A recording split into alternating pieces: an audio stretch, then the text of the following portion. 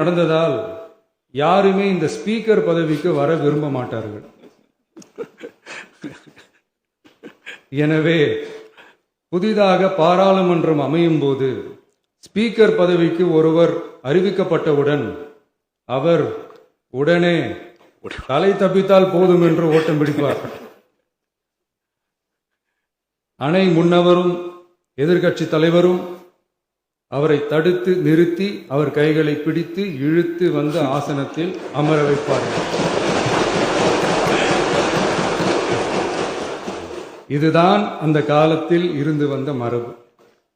நடந்ததால் யாருமே இந்த ஸ்பீக்கர் பதவிக்கு வர விரும்ப மாட்டார்கள். எனவே புதிதாக பாராளுமன்றம் அமையும் போது ஸ்பீக்கர் பதவிக்கு ஒருவர் அறிவிக்கப்பட்டவுடன் அவர் உடனே தலை தப்பித்தால் போதும் என்று ஓட்டம் பிடிப்பார்.